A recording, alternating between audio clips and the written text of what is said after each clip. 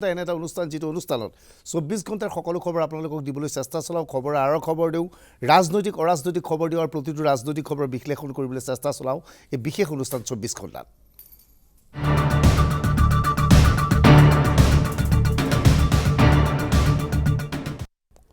আজিৰ তাৰিখত অসমৰ ৰাইজৰ সন্মুখত দুটা গুৰুত্বপূৰ্ণ বিষয় আছে এই দুটা গুৰুত্বপূৰ্ণ বিষয় আছে এটা হৈছে কোভিড সংক্ৰান্তীয় আনটো হৈছে নিৰ্বাচন সংক্ৰান্তীয় অহা 2 মেত নিৰ্বাচনী ফলাফল ঘোষণা কৰা হ'ব এইখিনি সময়তে সমগ্ৰ ৰাজ্যজুৰি কোভিডে ভয়ংকৰ ৰূপ ধাৰণ কৰাৰ পিছত কিছু সময় আগৰ পৰা আজি নিশা 8 বজাৰ পৰা কাইলৈ পুৱা 5 বজালৈ নৈশ সান্ধ্য জাৰি কৰা হৈছে মে মাহৰ প্ৰথম ভাগলৈকে এনে সান্ধ্য জাৰি কৰা হ'ব দিনত 6 বজাৰ লগে লগে দোকান বজাৰ বন্ধ হ'ব 8 বজাৰ লগে লগে নৈশ সান্ধ্য হ'ব নিশা কোনো ঘূৰিব নোৱাৰিব অৰ্থাৎ কোভিড নিয়ন্ত্ৰণ কৰিবলৈ চৰকাৰে এনে ব্যৱস্থা গ্ৰহণ কৰিছে এইখিনি সময়তে 2 মে তাৰিখে নিৰ্বাচনী ফলাফল ঘোষণা হ'ব পৰহিলৈ বিভিন্ন টেলিভিজন চেনেলে ৰাষ্ট্ৰীয় পৰ্যায়ৰ টেলিভিজন চেনেলে বা আমিও নিৰ্বাচনৰ এক্সিট পোল প্ৰকাশ কৰিব পাৰিম নিৰ্বাচন আয়োগৰ কোনো বাধা নাথাকিব সন্ধিয়া 7:30 বজাৰ পিছত এক্সিট পোল প্ৰকাশ কৰা গতে সমগ্ৰ ৰাজ্যে দুটা বিষয় জানিব বিচাৰিছে যে লকডাউন অসমত হ'ব নেকি 1 নম্বৰ 2 নম্বৰ বিষয় জানিব বিচাৰিছে যে এইবাৰ নিৰ্বাচনৰ অন্তত কাৰ চৰকাৰ হ'ব মহাজোঁটৰ চৰকাৰ হ'ব নে মিত্ৰজোঁটৰ চৰকাৰ হ'ব যি কি নহওক কোভিডক কেন্দ্ৰ কৰি যথেষ্ট ভয়ানক পৰিৱেশ সৃষ্টি হোৱাৰ সময়ত আজি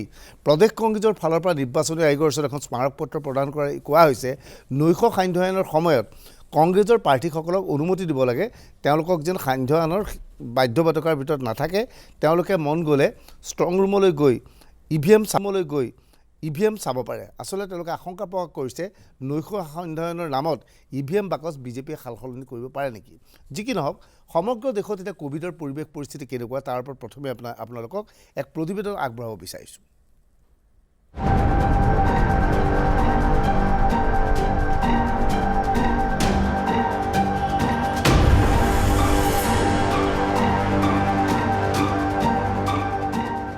নতুন দিল্লীৰ নিকটৱৰ্তী গাজীপুৰৰ এখন শ্মশানৰ দৃশ্য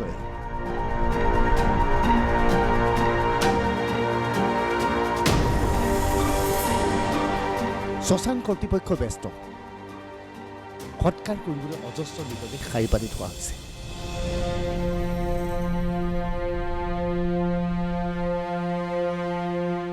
এই সকলো কোভিডত আক্ৰান্ত এইদৰে এটাৰ পিছত এটাকৈ মৃতদেহ চিতাৰ ওপৰত সজোৱা হৈছে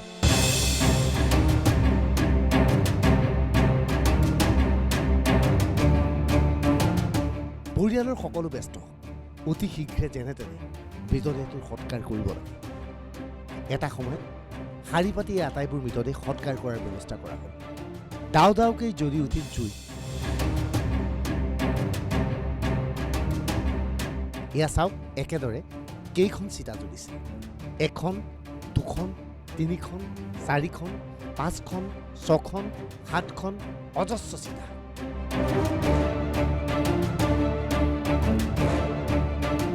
এই চিতাই প্ৰমাণ কৰিছে দিল্লীত কোভিড কিমান ভয়ানক ৰূপত বিয়পি পৰিছে কোভিডৰ ফলত প্ৰাণ হেৰুৱাইছে এই সকলো লোকে এনে এক পৰিৱেশ দিল্লীত হ'ব বুলি কোনেও কল্পনা কৰা নাছিল এতিয়া ৰাজধানী নতুন দিল্লীত দেশৰ জনতাই যুঁজিবলগীয়া হৈছে অক্সিজেনৰ বাবে इससे ज़्यादा और क्या बताएं सर आप खुद देख रहे हैं हालत क्या चल रही है और ये जिस पे आप बैठे हैं ये क्या है पीछे ये सर नई बन रही हैं चिताएं क्योंकि अंदर जलाने के लिए जगह नहीं है तो इसलिए नई यहाँ पर बन रही है और कुछ वहाँ पर बनाई जा रही है ये तो नया शमशान घाट बनाया हुआ है अंदर तो फुल बॉडी हो सकती है सारी तो इसलिए तो ये बाहर बना रखा है এইবাৰ আপোনালোকক আন এক দৃশ্য দেখুৱাম ৰাজধানী নতুন দিল্লীৰ দৃশ্য এয়া চাওক শাৰী শাৰী পকাৰ এক বিশেষ বেৰ সজা হৈছে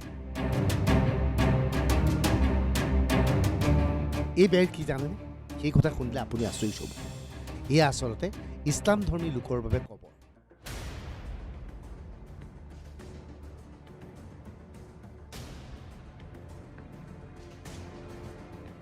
ইছলাম ধৰ্মাৱলম্বী লোকৰ বাবে নাই কোনো কবৰস্থানৰ বাবে নতুনকৈ স্থান নিৰ্বাচন কৰা হৈছে এটাৰ পিছত এটাকৈ কোভিডত মৃত্যু হোৱা লোকক কবৰস্থ কৰা হৈছে ইয়াৰ পূৰ্বে যেতিয়া কোভিডে সমগ্ৰ বিশ্বত সন্ত্ৰাসৰ সৃষ্টি কৰিছিল সেই সময়ত এনে দৃশ্য দেখা গৈছিল বিদেশৰ বিভিন্ন প্ৰান্তত সেই দৃশ্য দেখি দেশবাসীয়ে ভাবিছিল এনে ঘটনা এইখন পৃথিৱীত হ'ব পাৰেনে কিন্তু সেই ঘটনা এইবাৰ সংঘটিত হৈছে এইখন ভাৰতত প্ৰশ্ন হৈছে কোভিডে এইবাৰ ভয়ংকৰ ৰূপ ধাৰণ কৰিছে কিয়?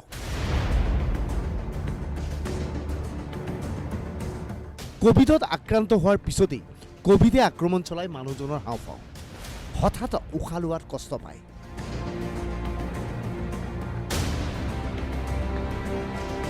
প্ৰয়োজন হয় অক্সিজেনৰ, কিন্তু দিল্লীত নাই পৰ্যাপ্ত পৰিমাণৰ অক্সিজেন। আৰু ফলশ্ৰুতি দিল্লীত ইজনৰ পিছত সিজনকৈ কোভিডত ব্যাপক হাৰত লোকৰ মৃত্যু হৈছে। দৈনিক 3 লাখৰো অধিক লোক সমগ্ৰ দেশত কোভিডত আক্ৰান্ত হৈছে। গতিকে অসমতো আপুনি সাৱধানে থাকিবলৈ হ'ল।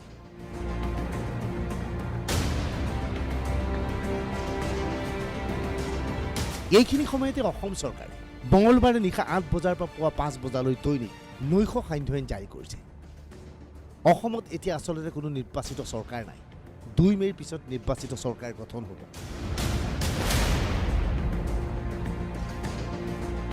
প্ৰশ্ন হয়, নিৰ্বাচিত চৰকাৰ হোৱাৰ পিছত অসমত লকডাউন ঘোষণা কৰা হ'ব নেকি?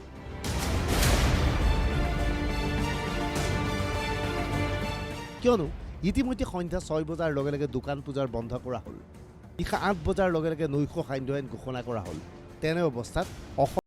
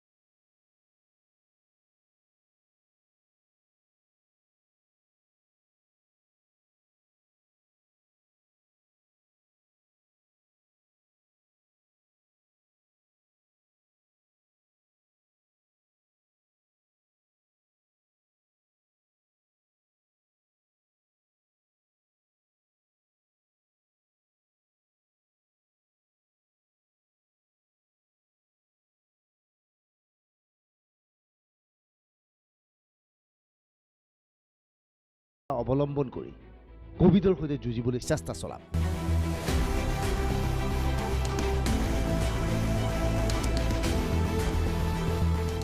Bureau' report, DY 365।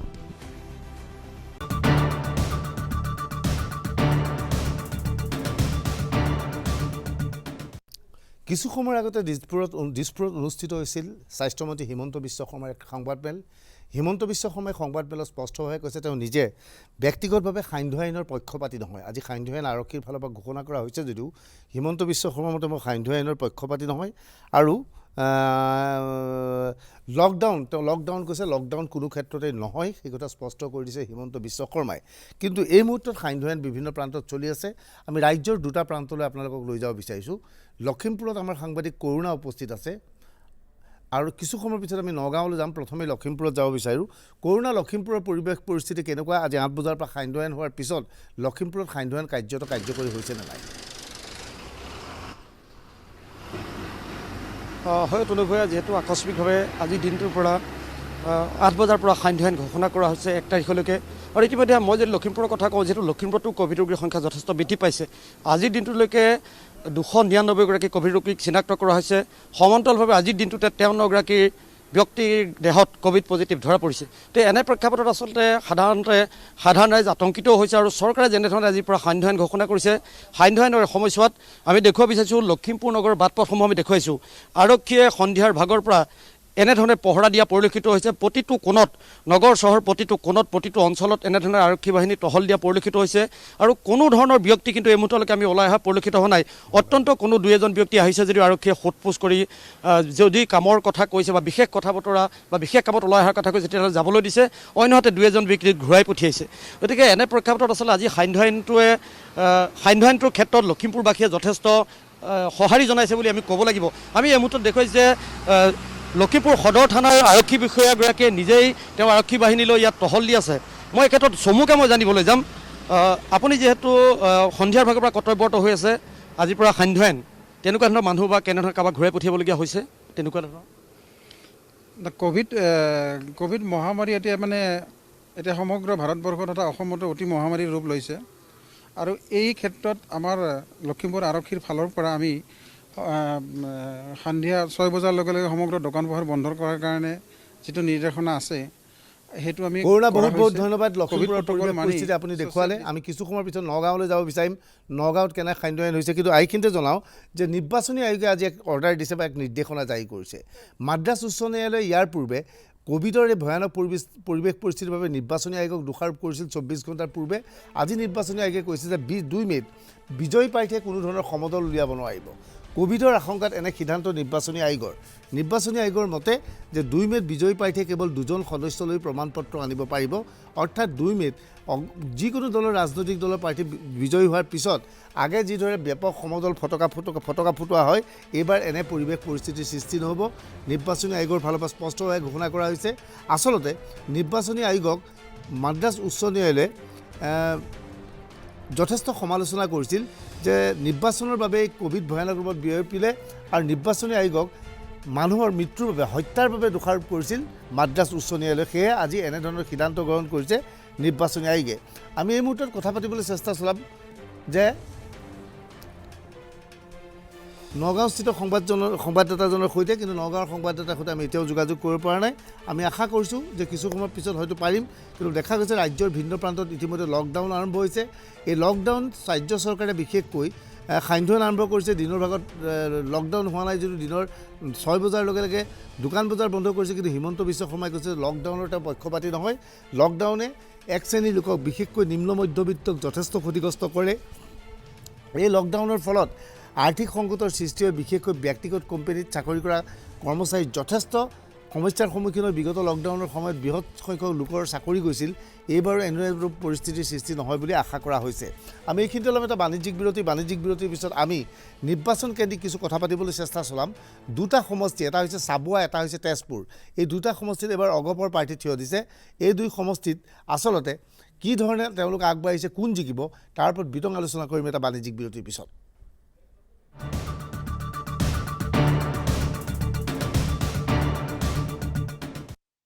আপোনালোকে চাই আছে DY 365ৰ বিশেষ অনুষ্ঠান 24 ঘণ্টা।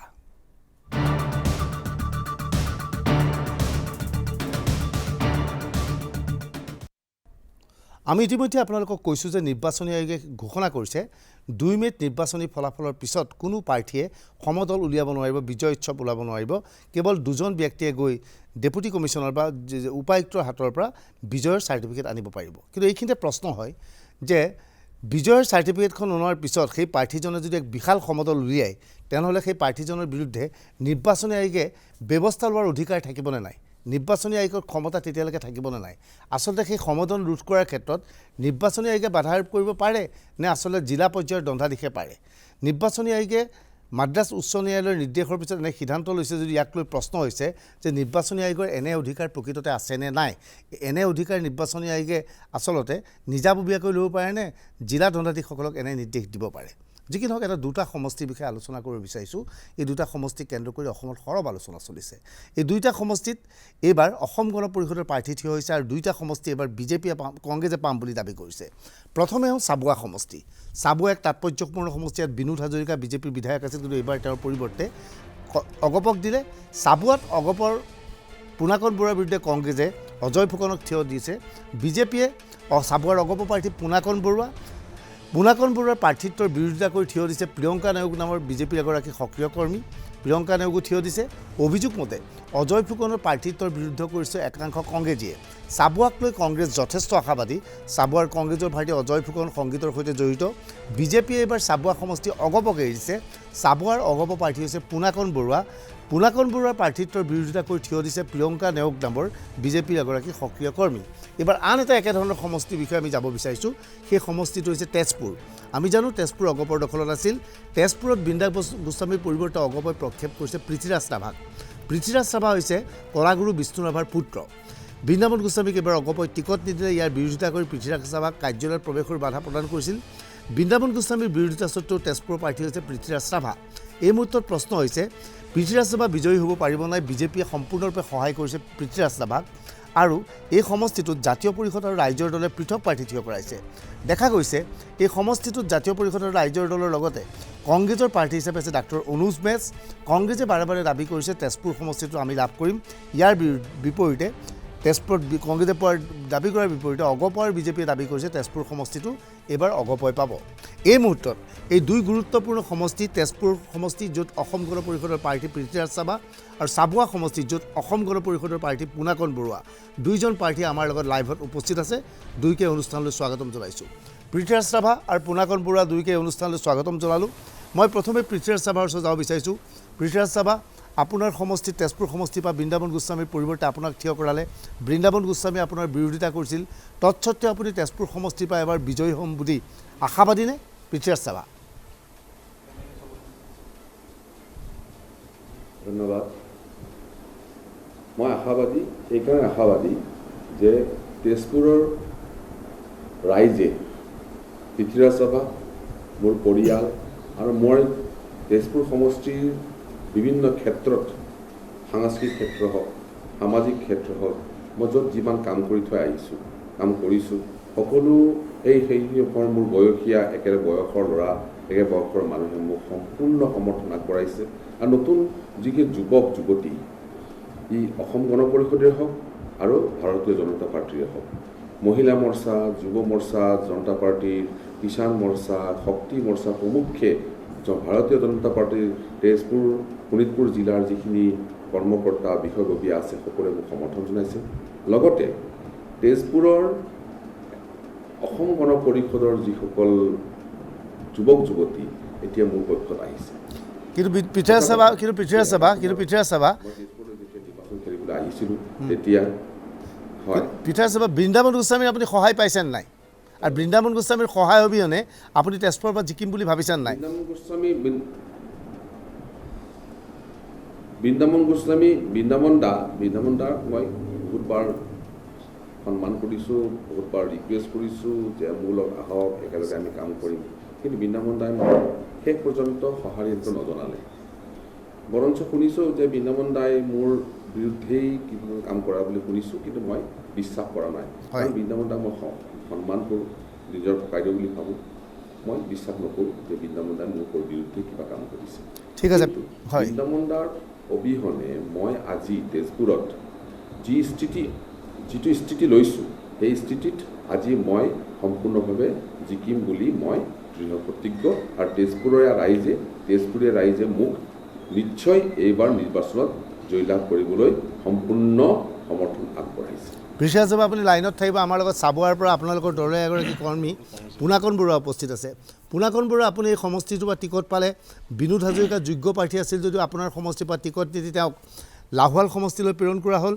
অভিযোগ মতে যে আপোনাৰ বিৰুদ্ধে বিজেপিয়ে সম্পূৰ্ণ সহযোগ নাই কৰা, তেওঁলোকে প্ৰিয়ংকা নেওগক প্ৰক্ষেপ কৰিছে। আপুনি কি ভাবে যে সমষ্টিৰ পৰা আপুনি বিজয়ী হৈ আহিব পাৰিব? আৰু বিজেপি কৰ্মী আপুনি এই সমষ্টিটোত সহায় লাভ কৰিছিলে পুনাকন বৰুৱা? বিজয় হোৱাৰ যিটো চিন্তা বা যোৱা দিনকেইটা ৰাইজে যিধৰণে আমাক সহায় আগবঢ়ালে, বিজয়টো 100% নিশ্চিত। আৰু প্ৰিয়ংকা নেওগ ডাঙৰীয়ানী বিজেপিৰ জিলা পৰিষদৰ সদস্য আছিলে, কিন্তু ইতিমধ্যে ভাৰতীয় জনতা পাৰ্টীয়ে নিৰ্বাচনৰ সময়তে প্ৰিয়ংকা নেওগ ডাঙৰীয়ানীক বহিষ্কাৰ কৰিছে। গতিকে কোনো বিজেপি প্ৰাৰ্থী হৈ থকা নাই প্ৰিয়ংকা নেওগ ডাঙৰীয়ানী। আৰু অসম গণ পৰিষদ দল আৰু ভাৰতীয় জনতা পাৰ্টীয়ে আমি ঐক্যবদ্ধভাৱে নিৰ্বাচনত অৱতীৰ্ণ হ'লোঁ, আৰু তাৰ আধাৰত আমাৰ বিজয় 100% নিশ্চিত বুলি আমি আশাবাদী। পুনাকন বৰুৱা চাবুৱাত আপোনাৰ মূল প্ৰতিদ্বন্দ্বিতা কাৰ লগত হ'ব? প্ৰিয়ংকা নেওগৰ সৈতে হ'ব নে কংগ্ৰেছৰ প্ৰাৰ্থী অজয় ফুকনৰ সৈতে হ'ব বুলি আপুনি ভাবে?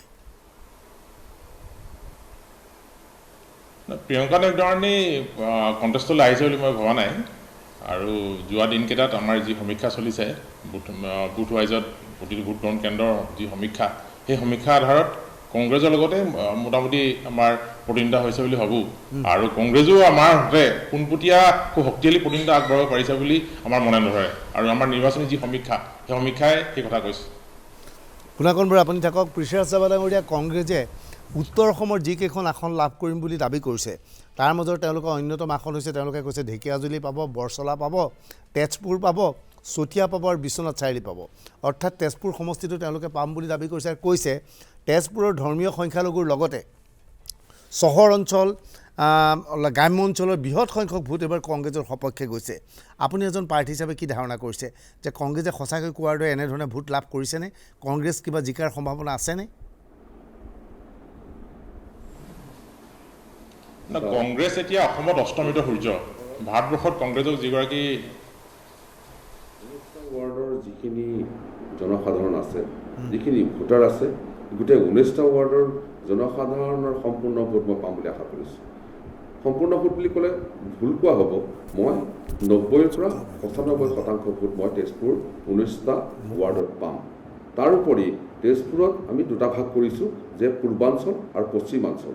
পূৰ্বাঞ্চলত আমাৰ সম্পূৰ্ণ মিয়া সম্প্ৰদায়ৰ লোক আছে বুলি কয়, মুছলমান সম্প্ৰদায়ৰ লোক আছে বুলি কয়। মই দাবী কৰোঁ যে আজি দিনত যোৱা নিৰ্বাচনত অসম গণ পৰিষদে যিমান ভোট লাভ কৰিছিল তাতকৈ মই এই পূৰ্বাঞ্চলৰ ভোট বেছি লাভ কৰিম। আৰু পশ্চিমাঞ্চলত আমি অসমীয়া মানুহ গোটেইখিনি আমাৰ অসমীয়া ভাষী মানুহ আছে। অসমীয়া ভাষীৰ মাজত নিশ্চয় ভোটৰ ভাগ হ'ব। ৰাইজৰ দল, অসম জাতীয় পৰিষদ প্ৰমুখ্যে কংগ্ৰেছৰ মাজত ভোট ভাগ হ'ব। তথাপিতো মই আমাৰ অসমীয়া মানুহৰ শতকৰা 90ৰ পৰা 95% ভোট মই লাভ কৰিম বুলি ভাবিছোঁ। আৰু অসমীয়া ভাষী যিখিনি অসমীয়া মানুহ আছে তেজপুৰ সমষ্টিত, মই ভাবোঁ যে অসমীয়া মানুহখিনিয়ে তেজপুৰ সমষ্টিত অসমীয়া হিচাপে জীয়াই থাকিব খোজে আৰু অসম গণ পৰিষদক তেওঁলোকে সমৰ্থন কৰিব। আৰু ভাৰতীয় জনতা পাৰ্টি আৰু অসম গণ পৰিষদৰ মিত্ৰজোঁটৰ প্ৰাৰ্থী হিচাপে মোক যেতিয়া নিৰ্বাচিত কৰিছে, মই সকলো ৰাইজৰ সমৰ্থন পাইছোঁ। ই পৰ্বতীয়া হওক, বেচেৰীয়া হওক, বিন্দুগুৰি হওক, বালিপুখুৰী হওক, ডেকাৰ গাঁও হওক, হলেশ্বৰ হওক, বিভিন্ন ঠাইৰ এই অসমীয়া গাঁও অঞ্চলৰ পৰা মই যিখিনি সমৰ্থন পাইছোঁ, মই ৰাইজৰ মৰম পাইছোঁ। মই সকলো ৰাইজলৈ মই এটাই নমস্কাৰ আগবঢ়াইছোঁ যে তেজপুৰীয়া ৰাইজে মোৰ যি সমৰ্থন আগবঢ়াইছে, তেজপুৰৰ অসমীয়া ভাষী আৰু বঙালী ভাষী যিখিনি মুছলমান আছে আৰু বঙালী ভাষী যিখিনি হিন্দু আছে, যিখিনি হিন্দী ভাষী আছে, নেপালী ভাষী আছে, সকলোৰে ভোট মই লৈ আজি মই তেজপুৰ সমষ্টিৰ পৰা জয়লাভ কৰিম। হয়, পৃথ্বীৰাজ ৰাভা আপুনি লাইনত থাকিব। পুনাকন বৰুৱাৰ ওচৰত যাব বিচাৰিছোঁ। পুনাকন বৰুৱাই নিৰ্বাচনৰ তাৎপৰ্যপূৰ্ণ ঘটনা যে আপোনাক টিকট দিব লাগে বুলি অগপাই তীব্ৰ হেঁচা প্ৰয়োগ কৰিছিল আৰু আপোনাক টিকট দিয়াৰ বাবে আপোনাৰ ভাতৃ লাহোৱাল সমষ্টিৰ পৰা টিকট নাপালে, বিনোদ হাজৰিকালৈ তালৈ যাবলগীয়া হ'ল। আপোনাৰ ভাতৃয়ে আচলতে ঋতুপৰ্ণাই আপোনাৰ ভাতৃয়ে আচলতে ত্যাগ কৰিবলগীয়া হ'ল। আপুনি ভাতৃ সংক্ৰান্তত কি কয় পুনাকন বৰুৱা?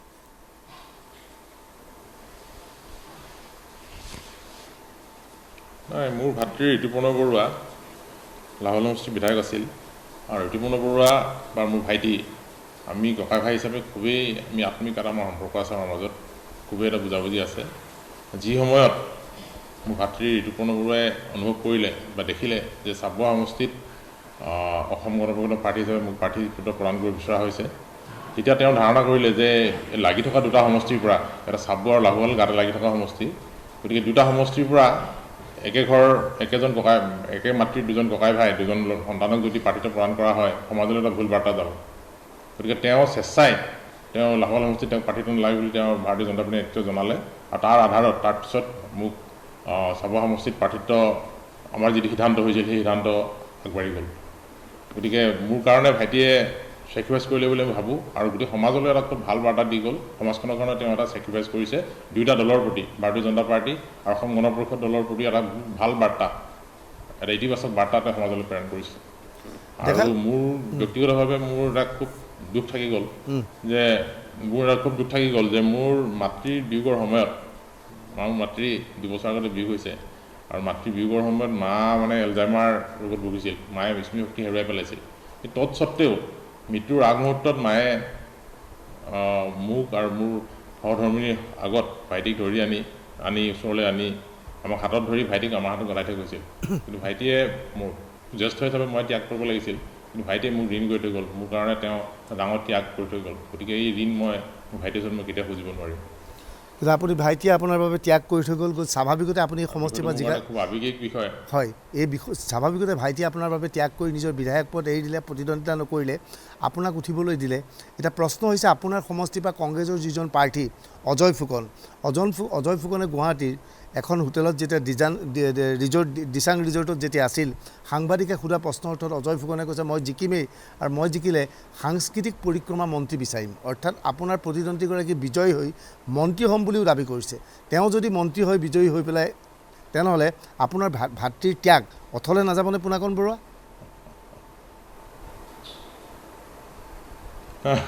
যদি সপোন দেখিছে, মোৰ সেই সপোনৰ প্ৰতিটো শুভেচ্ছা আছে। কিন্তু বাস্তৱটো হ'ল যে অজয় ফুকন ডাঙৰীয়া 3 মাহৰ আগতে কংগ্ৰেছ দললৈ আহিছিল। গতিকে চাবুৱা বিধানসভা সমষ্টিত আমাৰ যি 234টা ভোটগ্ৰহণ কেন্দ্ৰ আছে, সেই ভোটগ্ৰহণ কেন্দ্ৰকেইটাৰ হাততেই তেওঁৰ পৰিচয় নাই। তেওঁ কিমান পঞ্চায়ত আছে, নগৰ সমিতি কি আছে, কি গাঁও আছে, কি চাহ বাগিচা আছে, তেওঁ অন্য নালাগে। তেওঁ মানে কংগ্ৰেছ দলৰ কৰ্মকৰ্তা হ'লেও তেওঁ কোনো চিনা পৰিচয় নাছিল। গতিকে ধুমকেতুৰ দৰে আহি ঘপককৈ আহি তেওঁ যিটো আজিকালি ভাষাত যিটো টপিকল বুলি কয়, যাৰ কাৰণত তেওঁৰ বিৰুদ্ধে সাংঘাতিক ধৰণৰ বিসম্বাদৰ সৃষ্টি হ'ল। তেওঁৰ বিৰুদ্ধে কোনোবা কংগ্ৰেছৰ প্ৰাৰ্থীয়ে প্ৰতিদ্বন্দ্বিতা কৰা নাই, কিন্তু সাংঘাতিক ধৰণৰ তেওঁৰ বিৰুদ্ধে বিসম্বাদ হ'ল। আৰু ভাৰতীয় কংগ্ৰেছ দলৰ তৃণমূল পৰ্যায়ৰ পৰা একদম ওপৰ স্তৰলৈকে সকলোৱে তেওঁৰ প্ৰাৰ্থিত্বৰ বিৰোধিতা কৰি মুকলিকৈ আমাৰ প্ৰতি সমৰ্থন আগবঢ়ালে। যাৰ কাৰণে এই নিৰ্বাচনটোত আমাৰ বিজয় একেবাৰে নিশ্চিত, 100% নিশ্চিত। আৰু মই আপোনাৰ চেনেলত যদি আজি ডাঠি কওঁ যে মুঠ চাবুৱা বিধানসভা সমষ্টিত মুঠ 1,60,000 ভোট আছে, তাৰে 1,31,000 পোষ্টেল বেলট লগাই 1,61,000 মান ভোট কাষ্টিং হৈছে। তাৰে 55% পৰা 60% ভোট আমি লাভ কৰিম। বাকী অপজিশ্যনক আমি 45% দিছোঁ। অৰ্থাৎ আপুনি ক'ব বিচাৰে অজয় ফুকন সাংস্কৃতিক সকলোকে, অকল কংগ্ৰেছ বুলিয়ে নহয়, অল অপজিশ্যন আমাৰ যি বিৰোধী আছে, আমি 45% তেওঁলোক দিছোঁ। অৰ্থাৎ পুনাকণ বৰুৱা আপুনি ক'ব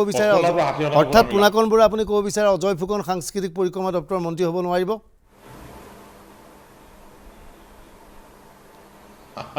সপোন দেখাত বাধা নাই, আমাৰ শুভেচ্ছা আছে। ঠিক আছে পুনাকণ বৰুৱা আপুনি থাকিব। মই পৃথ্বীৰাজ চাবাৰ ওচৰত যাম। পৃথ্বীৰাজ চাবা তেজপুৰ সমষ্টিৰ পৰা কংগ্ৰেছে যিজন প্ৰাৰ্থী থিয় কৰালে ডাক্তৰ অনুজ মেছ, কোৱা হৈছে ডক্টৰ অনুজ মেছো বিষ্ণু ৰাভাৰ পৰিয়ালৰ যুগসত্ৰ যেনেকৈ পুনাকণ বৰুৱাৰ বাবে ভাতৃয়ে ত্যাগ কৰিবলগীয়া হ'ল, তেজপুৰ সমষ্টিত আপুনি আপোনাৰ সম্পৰ্কীয় ভাতৃৰ সৈতেই যুঁজিবলগীয়া হ'ল। কথাটো কিমান দূৰ সত্য? আচলতে ডাক্তৰ অনুজ মেছ বিষ্ণু ৰাভাৰ পৰিয়ালৰ সৈতে কিবা জড়িত নেকি? কেনেকৈ জড়িত?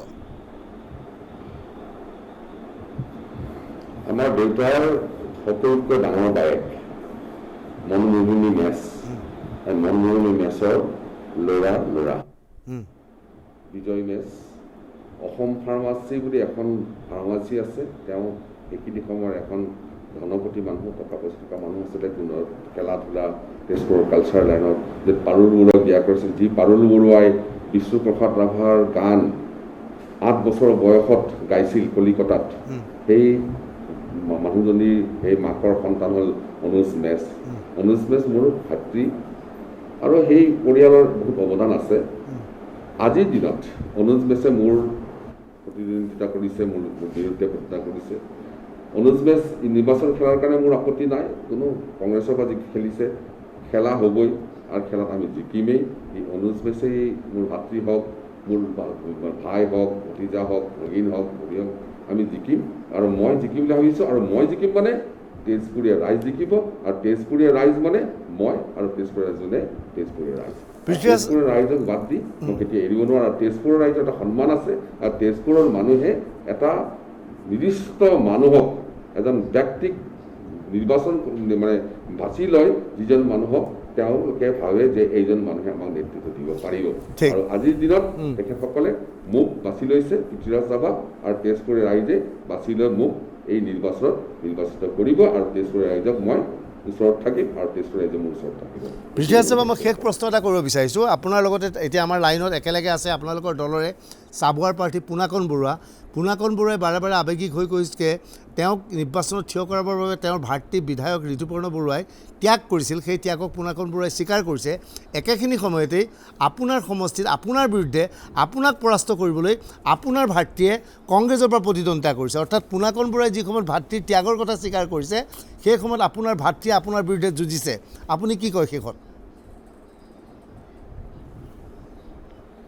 যিটো প্ৰতিদ্বন্দ্বিতা, মই অসম পুলিচত ফুটবল খেলিছোঁ আৰু কোনোবাই দুলীয়াজান অইলত ফুটবল খেলিছে। মোৰ ভাতৃয়ে খেলক আৰু মই খেলোঁ। মই ককায়েক, ভাতৃয়ে খেলিছে অইল ইণ্ডিয়াত, মই খেলিছোঁ অসম পুলিচত, বা মই অসম পুলিচত খেলোঁ, ভাতৃয়ে খেলিছে। মই ফুটবলটো খেলিবই লাগিব আৰু ফুটবল খেলাত জয়লাভ কৰিবৰ কাৰণে যিমান শক্তি থাকে মই প্ৰতিদ্বন্দ্বিতা কৰিবই লাগিব আৰু মই জয়লাভ কৰিম বুলি একদম শেষ ৰেফাৰীৰ হুইচেল নামাৰালৈকে মই 2 তাৰিখলৈকে মই অপেক্ষা কৰি আছোঁ যে 2 তাৰিখে যিটো শেষ ৰেফাৰীয়ে হুইচেল মাৰিব এই ৰেফাৰীৰ হুইচেলত মই জয়লাভ কৰিম বুলি আশা কৰিছোঁ। ধন্যবাদ পৃথ্বীৰাজ শৰ্মা, ধন্যবাদ পুনাকণ বৰুৱা। আপোনালোকে আমাক সময় দিয়াৰ বাবে দুয়োলৈ শুভেচ্ছা জ্ঞাপন কৰিলোঁ। আজি দুইজনক এইবাবেই মাতিছিলোঁ যে দুইজন অসম গণ পৰিষদৰ পাৰ্টী আৰু দুইজনৰ ভাতৃৰ সৈতে কিছু সম্পৰ্ক আছে। দুইজনে মুকলিভাৱে নিজ নিজ ভাতৃৰ কথা কোৱাৰ বাবে দুয়োকে ধন্যবাদ জনাইছোঁ। আমি পৃথ্বীৰাজ শৰ্মা আৰু পুনাকণ বৰুৱাৰ পৰা বিদায় লৈছোঁ। আমি সেইখনতে ল'ম এটা বাণিজ্যিক বিৰতি। বাণিজ্যিক বিৰতিৰ পিছত আমি আপোনালোকক দেখুৱাম আজি অসম জাতীয় পৰিষদৰ ফালৰ পৰা বয় বস্তুৰ মূল্য বৃদ্ধিৰ প্ৰতিবাদত এক অভিনৱ প্ৰতিবাদ কৰা হৈছিল। গুৱাহাটীত কেনেকৈ জাতীয় পৰিষদে প্ৰতিবাদ কৰিছিল সেই দৃশ্য দেখুৱাম এটা বাণিজ্যিক বিৰতিৰ পিছত।